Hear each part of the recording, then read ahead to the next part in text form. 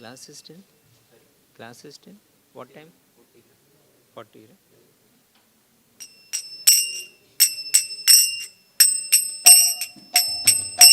Jaya Radha Madhava Kunja Bihari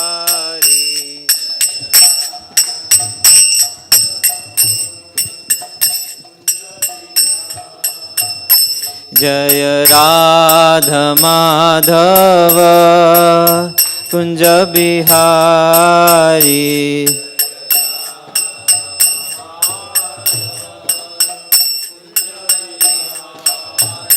Jaya Gopi Jana Vallabha Girivaradhari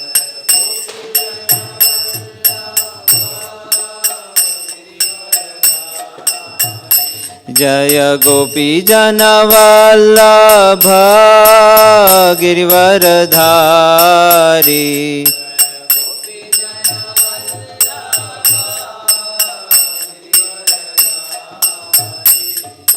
Yashodanandana Braja Jana Ranjana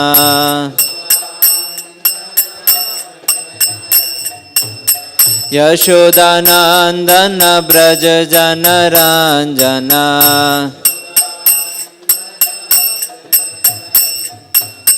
Yamuna Tira Vanachari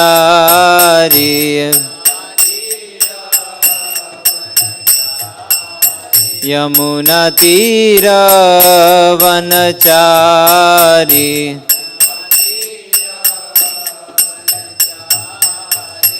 Jaya Radha Madhava Kunja Bihari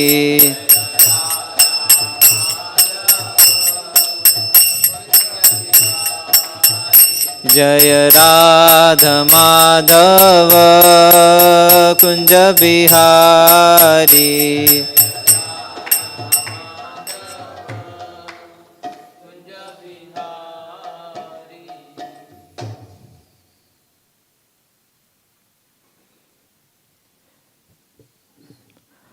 Om Namo Bhagavate Vasudevaya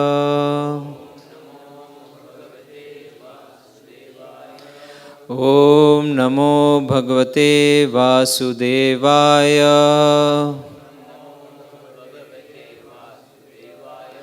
Om Namo Bhagavate Vasudevaya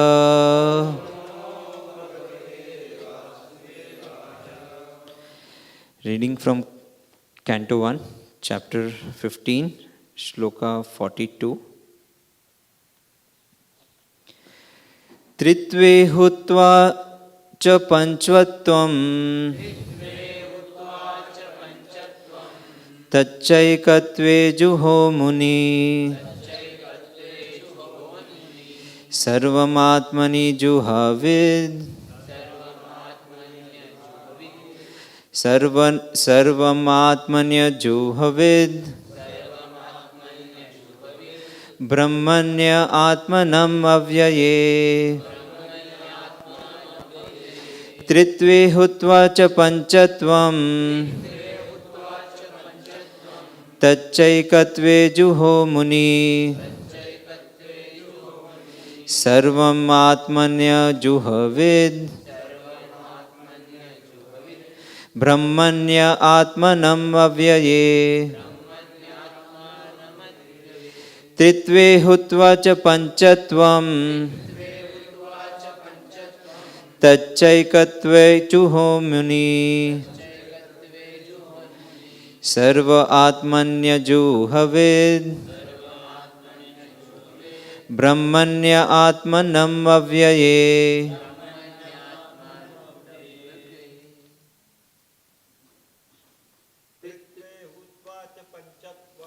tritve hutvā ca pañcatvaṁ caikatve juhomuni sarvam ātmany ajuhavīd brahmaṇy ātmānam avyaye tritve hutvā ca pañcatvaṁ caikatve juhon muniḥ sarvam ajuhavīd brahmaṇyam ātmānam avyaye tritve hutvā ca pañcatvaṁ caikatve juhon muniḥ sarvam ajuhavīd brahmaṇya ātmānam avyaye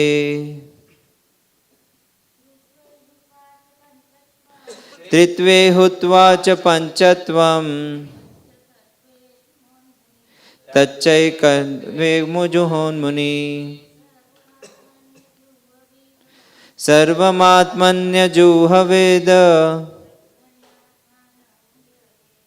brahmaṇya ātmānam avyaye. Tritve, into the three qualities. Hutvā, having offered. Cha, also. Pañcatvaṁ, five elements. Tat, that. Cha, also. Caikatve, in one nations. Ajuhovīd, amalgamated. Muniḥ, the thoughtful. Sarvam, the sum total. Ātmany, in the soul. Ajuhavīd, fixed. Brahmaṇy, onto the spirit. Ātmānam, the soul. Avyaye, onto the inexhaustible. Translation and purport by His Divine Grace A.C. Bhaktivedanta Swami Srila Prabhupada. Jai Srila Prabhupada. Translation. Thus annihilating the gross body of five elements into the three qualitative modes of material nature, He merged them into one nescience and then absorbed that nescience in the self, Brahman, which is inexhaustible in all circumstances. Purport. All that is manifested in the material world is the product of Mahatattva avyakta, and things that are visible in our material vision are nothing but combinations and permutations of such variegated material products. But the living entity is different from such material products. It is due to the living entity's forgetfulness of his eternal nature as eternal servitor of the Lord, and his false conception of being so-called Lord of the material nature, that he is obliged to enter into the existence of false sense enjoyment. Thus, a concomitant generation of material energies is the principal cause of the mind's being materially affected. Thus, the gross body of five elements is produced. Maharaj Yudhishthira reversed the action and merged the five elements of the body in the three modes of material nature. The qualitative distinction of the body as being good, bad, or mediocre is extinguished, and again qualitative manifestations become merged in the material energy, which is produced from a false sense of the pure living being. When one is thus inclined to become an associate of the Supreme Lord, the Personality of Godhead, in one of the innumerable planets of the spiritual sky, essentially in Golok Vrindavan, one has to think always that he is different from the material energy. He has nothing to do with it, and he has to realize himself as pure spirit, Brahman, qualitatively equal with the Supreme Brahman. Maharaj Yudhishthira, after distributing his kingdom to Parikshit and Vajra, did not think himself emperor of the world or head of the Kuru dynasty. This sense of freedom of the gross and subtle encirclement makes one free to act as the servitor of the Lord. Even though one is in the material world, this stage is called Jivan Mukta stage, or the liberated stage. Even in the material world, That is the process of ending material existence. One must not only think that he is Brahman, but must act like Brahman. One who only thinks himself as Brahman is an impersonalist, and one who acts like Brahman is the pure devotee. Okay.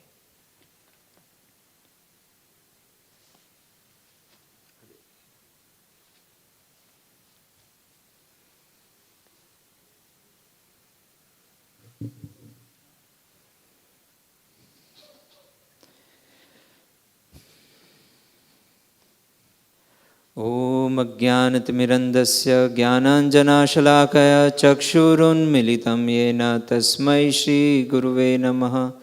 श्रीचैतन्यमनोभीष्टं स्थापितं येन भूतले स्वयं रूपा कदा मह्यं ददाति स्वपदान्तिकं। वन्देऽहं श्रीगुरुं श्रीयुतापदकमलं श्रीगुरुं वैष्णवांश्च। श्रीरूपं साग्रजातां सहगना रघुनाथान्वितं तं सजीवं साद्वैतं सावधूतं परिजनसहितं कृष्णचैतन्यदेवं श्रीराधाकृष्णपादान् सहगना ललिता श्रीविशाखान्वितांश्च।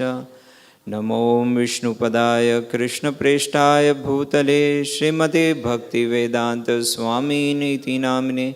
नमस्ते सरस्वते देवे गौरवाणी प्रचारिणे निर्विशेष शून्यवादी पाश्चात्यादेशतारिणे।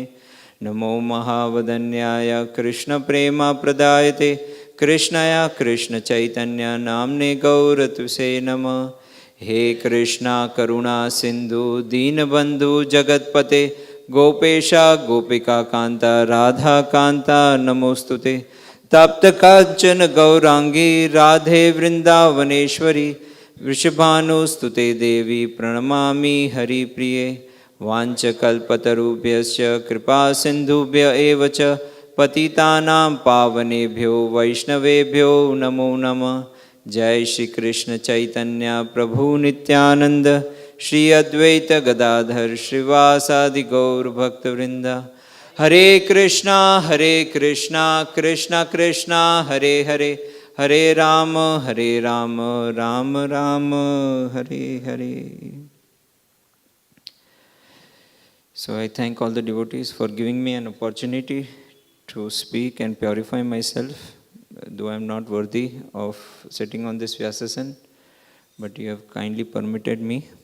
So please bless me that I speak, whatever I speak is in parampara, which is pleasing to Srila Prabhupada and to the devotees. And if I speak beyond my realization, please forgive me. And this shloka is definitely going to be beyond my realization. So I will try to speak whatever I have heard. So we are reading from the chapter called The Pandavas Retire Timely. So if you see the whole Canto 1, there are various devotees who are leaving this planet, or either leaving the place where they are, like Krishna leaving Hastinapur. So if you see chapter 7, son of Drona punished, and 5 sons of Draupadi, they left the body. Then chapter 9, passing away of Bhishma Dev. Chapter 10 was departure of Lord Krishna. Then chapter 13 was Dhritarashtra quits home, and Gandhari also leaves. And Vidura also leaves. So chapter 13 is quitting of body of Dhritarashtra, Vidura, Gandhari. Chapter 14 is disappearance of Lord Krishna. And here we are on chapter 15, where we are talking about the Pandavas retired timely. So they are also about to leave this planet. And the next coming chapters are also about Parikshit Maharaj. He is getting cursed and he is also about to leave. So this whole Canto 1 is also called Adhikar Leela. Adhikar means qualification required to study Bhagavatam. So from all these chapters we learn how to leave this body. And one of the major important qualifications that we get to study Bhagavatam is about detachment and renunciation. How should we approach Bhagavatam? Only when we cross this stage of detachment and renunciation, we will be able to understand the later cantos of Srimad Bhagavatam. So actually it is very difficult to leave this planet. I mean, it is in Shastras, it is said it is 40,000 scorpions. We are not able to imagine what it really means, 40,000 scorpions biting when we are about to leave. But this thought of leaving also sometimes traumatizes us. Like some time back, long time back in fact, like I always had this fear of, dying. And actually I didn't have the fear of dying. I had the fear of when I die, I'll have to go alone, I had the fear of that कोई नहीं रहेगा साथ में, I have to go alone. And we have heard so much descriptions, हाँ, सब अलग अलग description सुना है, वो tunnel जैसा रहता है, light रहता है, ये रहता है.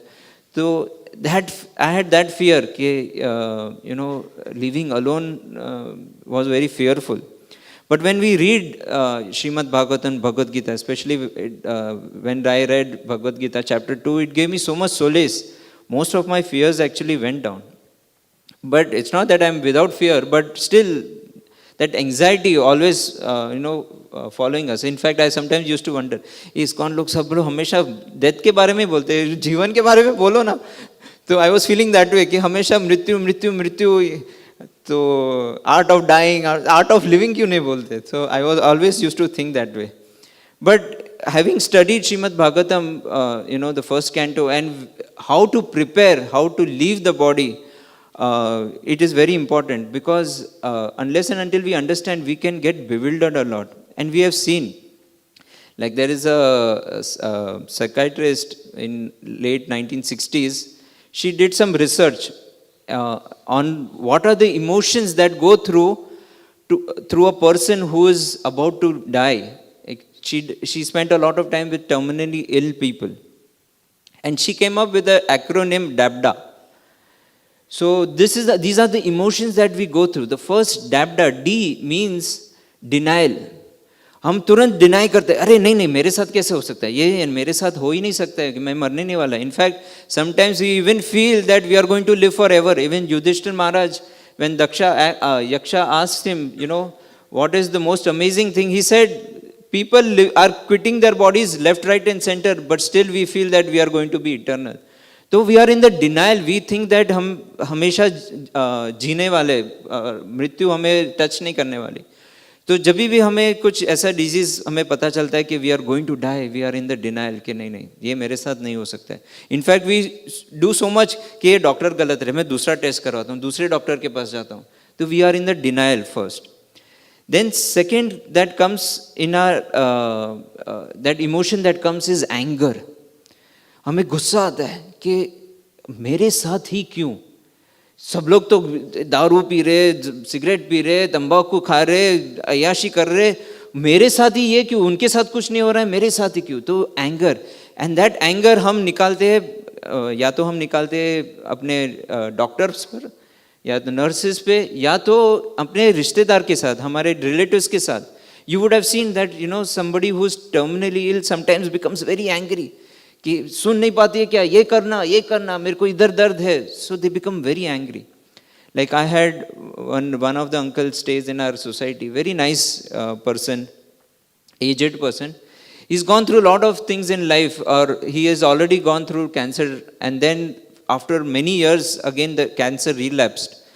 And when he was going through that, first though I think he was in denial that nothing happens to me. And then he went to a lot of doctors and this and that, and he found that he had prostate cancer now. So he was going through that, and his operation went well, and something else happened, and some doctors were treating him for something else. And then later he came to know that cancer had spread to a lot of other organs in his body. So he was in anger कि ये doctors बराबर से diagnose भी नहीं कर सका. And he wrote a big chat in our group, WhatsApp group. He wrote a big message saying that these doctors don't know, they did not diagnose me properly, they were treating me for something else, but I had actually cancer spreading throughout my body. So they were in anger. And then when the anger subsides, then you can't do anything. Then you B, you start bargaining. So you bargain with whom? Bargaining with the doctors, that at least make me stay for some months, few years. I just want to complete this. Or you bargain, हम bargain करते भगवान के साथ, थोड़ा सा समय हमें दे दे. मुझे ये कार्य खत्म करना है. We start bargaining. And after that, bargaining also doesn't help, and then we start getting into a depressive mode. That life is so sorrowful. Life में कुछ है ही नहीं. Ultimately, मृत्यु आने वाले, disease आने वाले, we become depressive. So this whole phase I've seen through that, that person that lives in my society. And in the last message that he wrote, he's still alive, but he's going through pain. He's saying that I don't know what to do. Don't send me messages, get well soon. He wrote, don't send me messages, get well soon, but if you have any alternative medicine, just send me that message. So, he was in denial कि मैं ठीक हो जाऊंगा. So then afterwards it goes through acceptance. Everything goes through, and then you just accept that I'm going to die, and I'm going to, nothing is going to help me. And you just start accepting it. And the last message is that he has sent, just pray for me that I die a painless death. So he has started accepting. So this process is very, very, that's why it is said 40,000 scorpions mind. These emotions that go through our mind is very terrible. Some of us don't experience that emotion and we may die immediately, but one who are terminally ill, particularly going through cancer, where you are dying day by day, these emotions are very, very dreadful. So, and this may happen to any one of us. So we should try to live the way Yudhishthir Maharaj lived. That as soon as he came to know that Krishna has departed, he started winding up his activities. He was in acceptance mode already. He did not have to go through the dabda process. He was in acceptance mode that I have to die. In fact, he took up renunciation. And he started, he got rid of his false ego. What is this false ego? That I am the emperor of the whole world. See, when he renounced everything, it is difficult for us to actually comprehend what he renounced. For us, if we have to renounce our possessions, at the max there will be one truckload full of possessions. But for Yudhishthir Maharaj, he ruled the entire world, entire planet. And it belonged to him. It was as if belonged to him. He had all the opulences in the world. He had everything at his disposal. For him to renounce could have become more difficult than what we think. But he immediately decided to renounce. And because we start identifying with our body, that is the false ego, it is very difficult for us to renounce.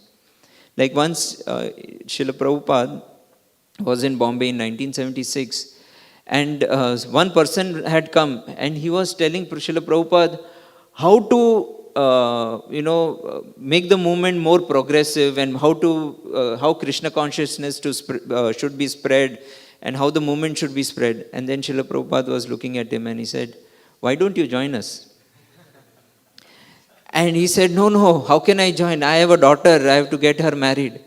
And Srila Prabhupada said, even I had to go through that. I had 3 sons and 2 daughters. Even I had to make them marry. In fact, Srila Prabhupada tried to perform his duties of getting them married before taking up renunciation, but his wife, it is said that his wife did not allow. His wife particularly did not want the youngest daughter to get married because it was a help to her. If she got married, then her wife will be all alone. So she was not allowing Srila Prabhupada to get her married at all. But Srila Prabhupada immediately left. He immediately renounced everything. It was just a discussion between tea and me. Whether you want me or tea. And his wife decided, I want tea. And his wife did not even think that Srila Prabhupada would really renounce everything. He thought it was a joke. But just few days after that, Srila Prabhupada borrowed some 10 rupees and renounced his family life. But this shloka is quite technical. It talks about mystic yoga. And we have not seen this kind of shloka being discussed in ISKCON, or we are not even encouraged to practice this. Because this is not the purpose. This kind of renunciation, retracting everything, is not what Lord Chaitanya Mahaprabhu taught us. Lord Chaitanya Mahaprabhu did not teach us that we should have long beards, long matted hair, dirty looking, and just on one cloth, bark tree, we should just renounce everything and go. Lord Chaitanya was actually very clean shaved and very cleanliness, and he did not tell us to renounce. He told us to do only one thing, to perform devotional service and chant holy name. And rest of the things